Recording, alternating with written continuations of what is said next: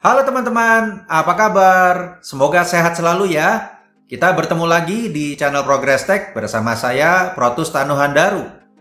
Video ini adalah video lanjutan dari serial pembelajaran mengenai OLED. Di video sebelumnya, kita telah diperkenalkan kepada OLED I2C, OLED SPI, dan keunggulannya masing-masing. Jika teman-teman belum menonton videonya, sebaiknya tonton dulu supaya lebih mudah bagi teman-teman untuk bisa mengikuti video ini dan video-video berikutnya. Dalam video ini, saya akan menjelaskan bagaimana kita bisa menggunakan satu OLED I2C. Kita akan menampilkan teks, gambar, dan bahkan membuat animasi pada layar OLED. Mari kita simak videonya! Ini OLED I2C. Ada beberapa pin ground, pin power atau VCC yang dihubungkan ke sumber daya antara 3 dan 5 volts. Pin SCL atau jalur clock yang dihubungkan ke pin SCL papan microcontroller. Pin SDA atau jalur data yang dihubungkan ke pin SDA papan microcontroller. SCL dan SDA merupakan protokol komunikasi I2C. Kita bisa menyambungkan lebih dari satu modul OLED melalui jalur SDA dan SCL. Nanti dalam video berikutnya, kita akan belajar bagaimana kita bisa menggunakan lebih dari satu OLED I2C. Nah, ketika kita membeli OLED I2C, hati-hati dengan pinnya. Perhatikan posisi ground, VCC, SDA, dan SCL-nya. Di sini ada dua OLED dengan penempatan pin yang berbeda.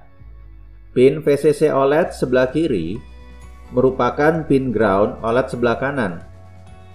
Jika kita tidak teliti dalam menyambungkan pinnya, misalnya pin VCC OLED disambungkan ke ground controller dan sebaliknya, tiba-tiba OLED bisa panas dan bisa rusak. Sekarang kita mulai belajar cara menggunakan OLED I2C. Kita pasang dulu OLED-nya. Teman-teman juga bisa mengikuti skema ini. Karena ini adalah modul I2C, secara ideal kita perlu menambahkan pull-up resistor masing-masing pada jalur SDA dan jalur SCL. Tapi biasanya, modul OLED dan papan pengembangan microcontroller seperti Arduino sudah memiliki pull-up resistor. Jadi kita tidak perlu tambahkan resistor pull-up. Jika kita nyalakan kontrolernya dan OLED tidak menyala, jangan khawatir. Ini tidak menyala karena kita belum mengupload programnya. Kita buat kode programnya. Library pertama yang kita gunakan adalah Wire. Ini dibutuhkan untuk protokol komunikasi I2C. Lalu untuk OLED-nya sendiri, ada banyak library yang tersedia. Namun yang saya gunakan adalah library dari Adafruit. Ada dua library, yaitu Adafruit GFX dan Adafruit SSD 1306. Silakan menginstal library-nya jika belum ada. Teman-teman bisa menginstal library melalui Library Manager di compiler Arduino IDE atau mengambil file dari link GitHub dan melakukan add zip. Link GitHub juga tersedia di deskripsi video ya. Library Adafruit SSD 1306 bergantung pada GFX library. Untuk contoh instruksi atau deklarasi yang saya buat selanjutnya, saya akan mengacu pada dokumentasi yang tersedia pada halaman ini. Saya tidak akan menjelaskan semuanya ya, silakan membaca sendiri dokumentasinya. Saya perbesar dulu, supaya terbaca lebih jelas ya. Karena kita menggunakan protokol I2C, kita gunakan konstruktor ini. Di sini kita bisa melihat parameter-parameter yang digunakan. Agar lebih jelas, kita buka detailnya. Nah, di sini kita bisa tahu, W adalah lebar dalam satuan piksel. H adalah tinggi dalam satuan piksel. Ini adalah pointer yang digunakan. Ini nanti berisi bus komunikasi I2C. Lalu ini apakah kita perlu mendefinisikan pin reset khusus untuk OLED-nya? Lalu ini adalah kecepatan clock transmisi data dalam pemanggilan library-nya. Ini opsional ya, sebaiknya jangan dirubah-rubah. Tapi kalau kita menggunakan controller yang lebih cepat, mungkin kita perlu melakukan perubahan. Lalu ini adalah transmisi data yang mengikuti pemanggilan library-nya. Ini juga opsional. Sebaiknya juga hanya dirubah jika perlu. Kita buat dulu deklarasi objeknya. Saya akan namakan konten. Lalu kita isi parameter-parameternya. Parameter pertama adalah lebar layar dan kedua tinggi layar. Ini tergantung pada ukuran dimensi layarnya ya teman-teman. Jika kita menggunakan 128 x 64 pixel, kita isi lebar dengan angka 128 pixel dan tinggi dengan angka 64 pixel. Jadi sesuaikan dengan ukuran dimensi OLED yang teman-teman gunakan. Ketiga adalah pointernya. Kita isi ampersand wire yang merupakan bus komunikasi I2C. Secara singkat, ampersand di sini merupakan alamat dari variabelnya, bukan variabel itu sendiri. Parameter keempat, negatif 1, karena kita tidak ingin secara spesifik membuat reset pin untuk OLED-nya. Kita kosongkan parameter kelima dan keenam.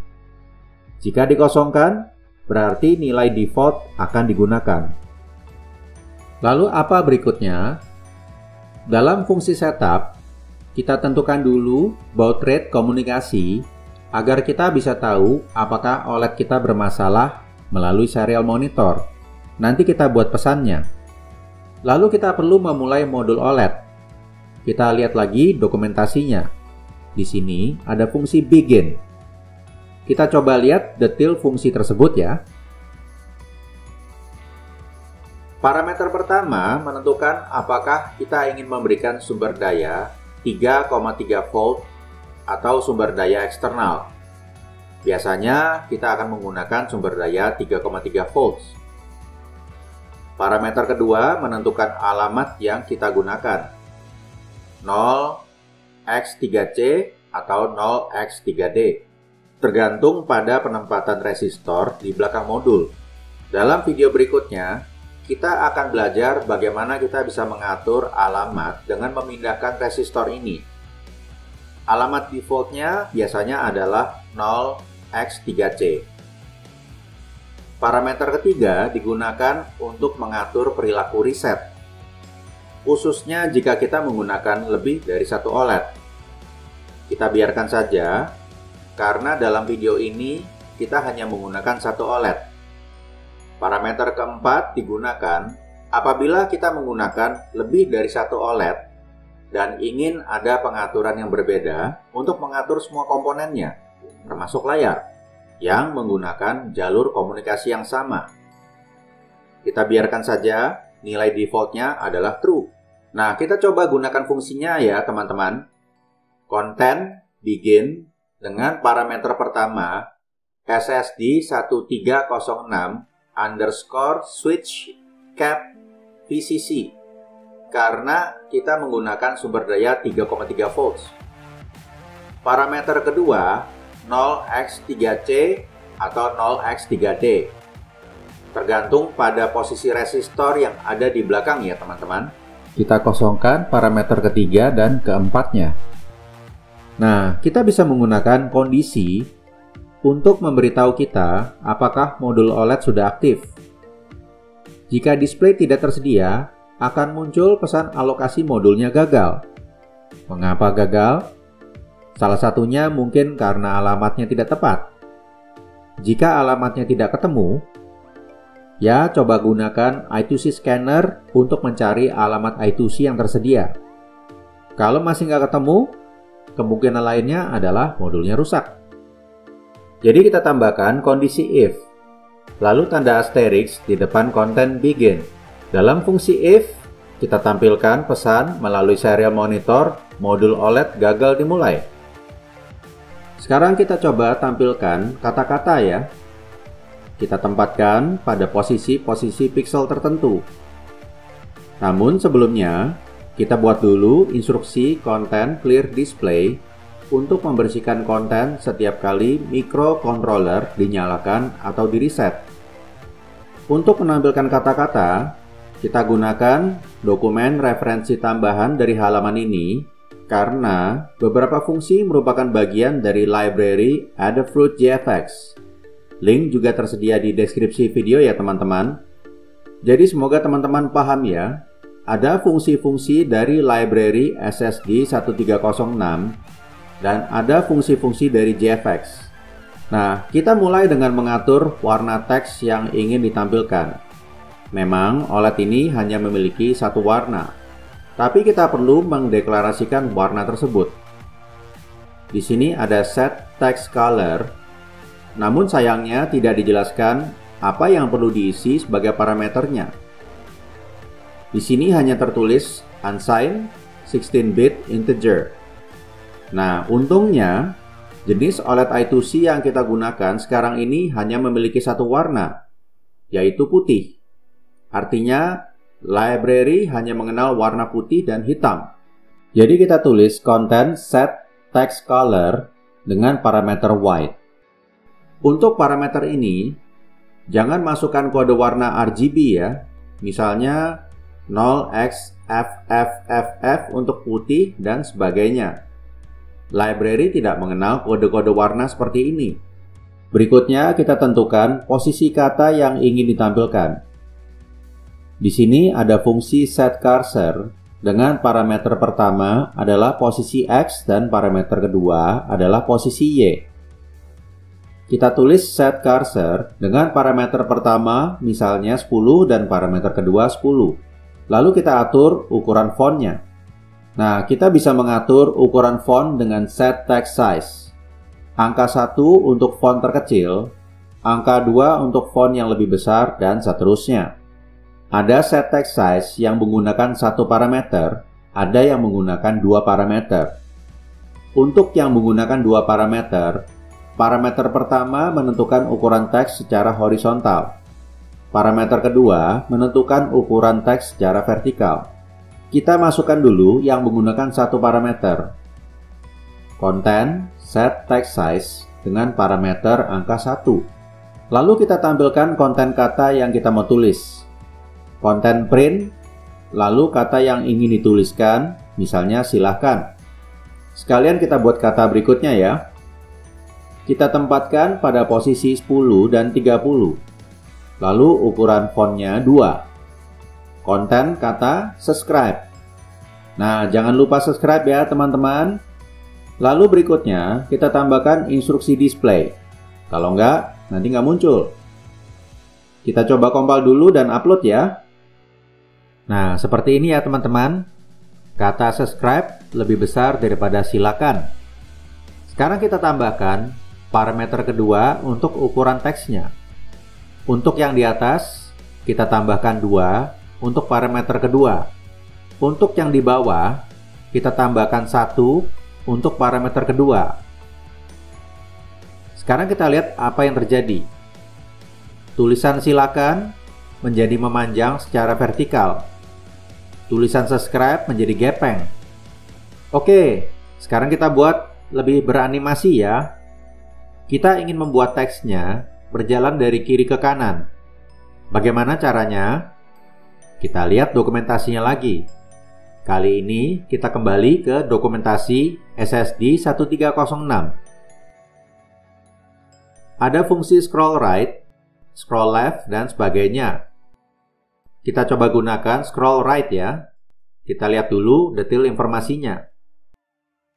Start scroll right menerima dua argumen. Start first row dan stop last row. Di sini agak membingungkan ya. Tidak dijelaskan secara lebih jauh apa maksudnya. Namun teman-teman jangan khawatir. Untuk bisa memahami ini, kita perlu membaca dokumentasi ini. Link juga tersedia pada deskripsi video ya. Ini adalah dokumentasi teknis untuk SSD 1306. Di sini ada 65 halaman. Yang kita mau cari adalah Graphic Display Data RAM. Nah, mereka membagi OLED menjadi 8 halaman atau disebut dengan page, dimulai dari halaman 0 sampai halaman 7. Setiap baris masing-masing memiliki 8 pixel dari atas ke bawah. COM 0 sampai COM 7 itu 8 pixel. COM 8 sampai 15, 8 pixel. Dan seterusnya. Jadi benar ya, kalau kita memiliki 64 pixel secara vertikal. 8 baris kali 8 pixel adalah 64 pixel. Sekarang kita coba buat kata silakan ini berjalan dari kiri ke kanan. Namun kita kembalikan dulu codingnya ke kondisi sebelumnya ya. Kita hilangkan parameter kedua pada masing-masing set text size. Kita masukkan content, start, scroll right dengan argumen pertama 0x00 dan argumen kedua 0x00. Kedua argumen ini adalah heksadesimal ya teman-teman. Teman-teman bisa gunakan alat konversi apapun untuk merubah desimal ke heksadesimal. Misalnya dengan alat seperti ini. Kita masukkan 0, klik convert, hasilnya adalah 0000. Masukkan 1, hasilnya 0001. Jadi jika kita masukkan 0x00 dan 0x00, ini berarti kita membuat hanya konten yang ada di baris pertama yang bergerak dari kiri ke kanan. Kita compile dan upload ya. Sepertinya tidak ada perubahan. Mengapa demikian? Karena konten silahkan baru muncul 10 pixel ke bawah, telah melewati 8 pixel dari baris pertama. Oke, sekarang kita coba argumen kedua dengan 0x01, atau artinya kita membuat dua baris pertama berjalan dari kiri ke kanan. Kita coba ya. Ini hasilnya. Nah, sayangnya terpotong ya teman-teman, karena ukuran font melewati baris kedua. Sekarang kita ganti dengan 0x02. Ini hasilnya teman-teman. Oleh karena itu, kita perlu lebih cermat dalam menentukan posisi dan ukuran font jika kita ingin menggunakan fungsi scroll ini. Nah, tadi kita sudah belajar menampilkan kata dan melakukan sedikit animasi ya. Bagaimana kalau kita ingin menulis karakter-karakter? Misalnya, simbol derajat untuk sensor suhu. Kita hapus dulu sebagian kode-kode yang ada di sini, lalu kita tempatkan kursor pada posisi 0 dan 0. Untuk karakter-karakter, kita bisa menggunakan karakter yang telah disediakan oleh jenis huruf default library. Saya tampilkan semua karakter yang tersedia dalam library dengan menggunakan for loop. Ada 3 for loop karena tidak semua karakter bisa muncul secara bersamaan pada layar OLED. Bagian for loop ini tidak perlu digunakan ya. Saya hanya ingin menunjukkan semua karakter yang ada. Saya percepat videonya. Tapi yang penting di sini adalah kita perlu menambahkan konten CP437 dengan argumen true. Instruksi ini memungkinkan kita untuk menggunakan 256 karakter. Di sini kita bisa melihat semua karakter pada layar OLED ya, secara bergantian.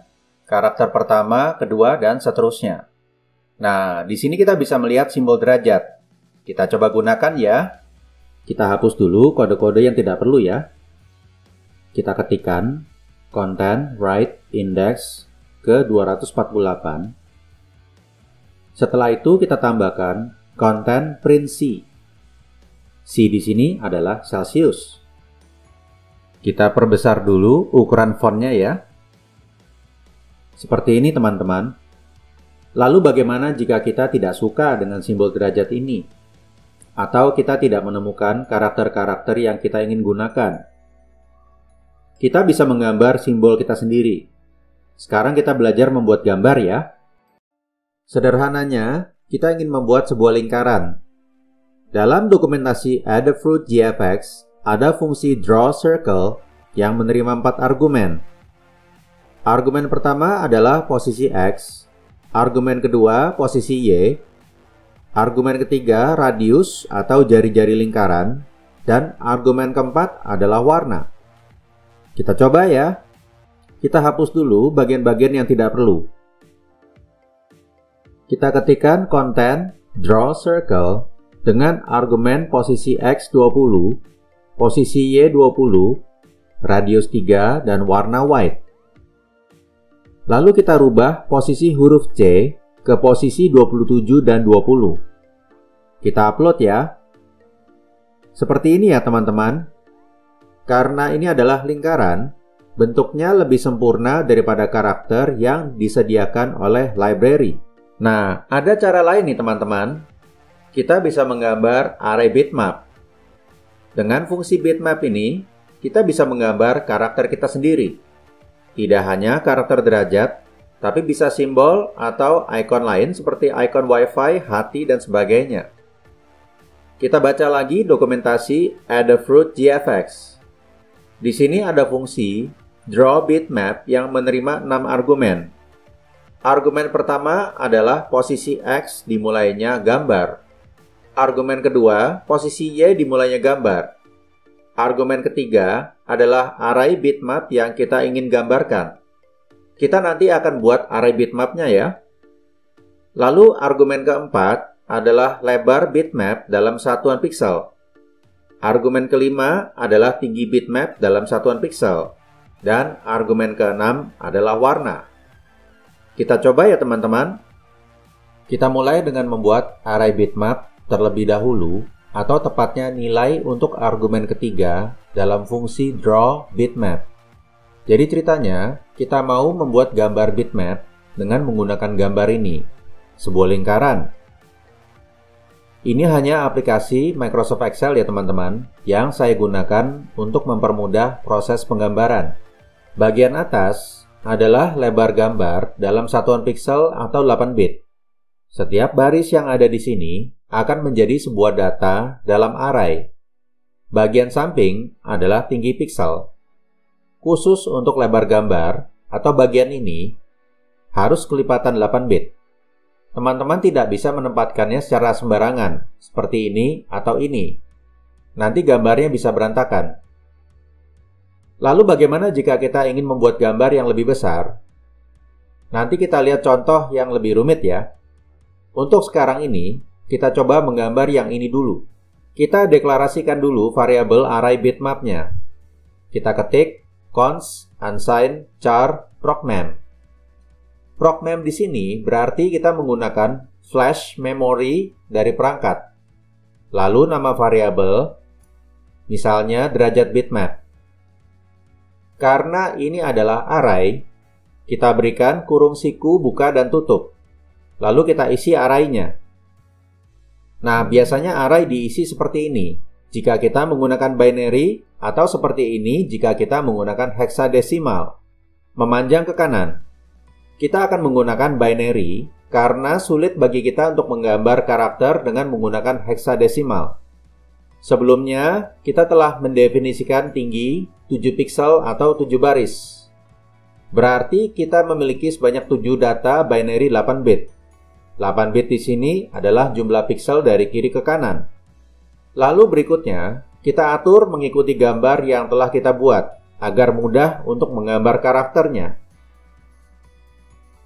Untuk titik pixel yang kita ingin tampilkan, kita rubah angka 0 menjadi 1.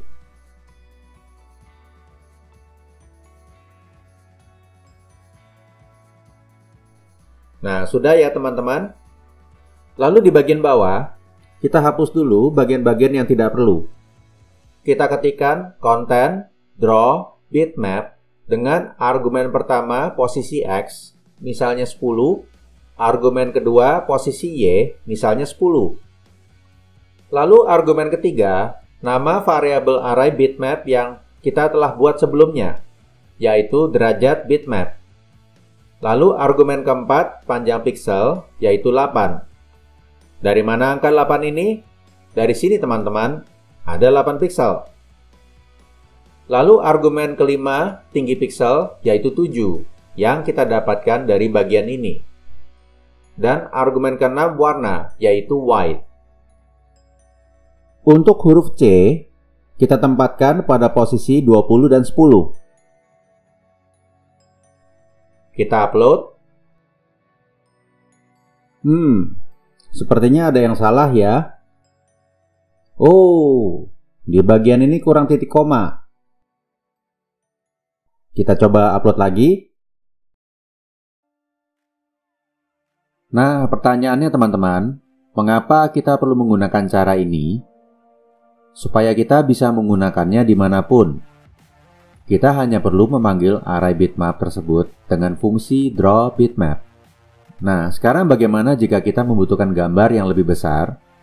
Bisa, tapi seperti yang saya katakan sebelumnya, lebar piksel harus kelipatan 8. Bisa 8, 16, 24, dan seterusnya. Misalnya kita ingin membuat gambar ini. Ini adalah sebuah gambar petir dengan lebar 16 piksel dan tinggi 9 piksel. Ini berarti kita memiliki data sebanyak 18 dengan masing-masing data memiliki 8 bit. Jika dimasukkan ke dalam array, menjadi seperti ini. Ini sama seperti cara sebelumnya ya teman-teman. Kita rubah bentuk array mengikuti pola gambar. Saya berikan nama variabel petir. Dalam fungsi bitmap, kita rubah nama variabel menjadi petir. Lebar 16, tinggi 9. Kita coba upload ya. Seperti ini hasilnya teman-teman. Nah, tadi teman-teman sudah belajar membuat lingkaran dengan fungsi draw circle. Namun masih ada fungsi-fungsi lainnya. Saya tidak perlu jelaskan satu persatu. Ada draw rect untuk membuat persegi panjang. Ada fill circle untuk membuat lingkaran dengan warna di dalamnya. Ada draw triangle untuk membuat segitiga. Ada fill round rect untuk membuat persegi panjang dengan warna di dalamnya. Mungkin teman-teman bisa coba terapkan fungsi-fungsi ini dan fungsi lainnya. Bagaimana kalau kita ingin membuat gambar beranimasi? Misalnya kita ingin membuat gambar lingkaran dengan jari-jari yang semakin lama semakin besar. Untuk ini, kita perlu menggunakan fungsi pengulangan seperti for loop. Kita ketikkan for, buka kurung, integer, i sama dengan 0, titik koma, i lebih kecil dari misalnya 50, titik koma, lalu pertambahan nilai i sebanyak 1, lalu tutup kurung. Jadi ini artinya, i akan terus bertambah sebanyak 1 selama nilai i masih lebih kecil daripada 50. Lalu di dalam for loop, kita ketik content clear display. Setelah itu, kita ketik draw circle dengan argumen pertama, misalnya 60, kedua 30, argumen ketiga adalah jari-jari lingkaran. Kita mulai dengan 1, lalu akan berubah mengikuti angka pertambahan for loop. Kita tambahkan plus i dan argumen keempat warna, yaitu white. Lalu kita ketik content display untuk menampilkan gambarnya. Kita berikan delay, misalnya 50 milisecond. Kita upload. Ini hasilnya. Oke teman-teman, sekian dulu. Tadi kita baru saja belajar dasar-dasar penggunaan OLED I2C, menampilkan kata, membuat animasi, dan menampilkan gambar. Semoga cukup bermanfaat. Jika teman-teman ada pertanyaan atau komentar, silakan isi kolom di bawah video. Jika belum subscribe, silakan subscribe. Jika sudah, terima kasih. Semoga teman-teman sehat selalu. Kita berjumpa lagi di sesi berikutnya.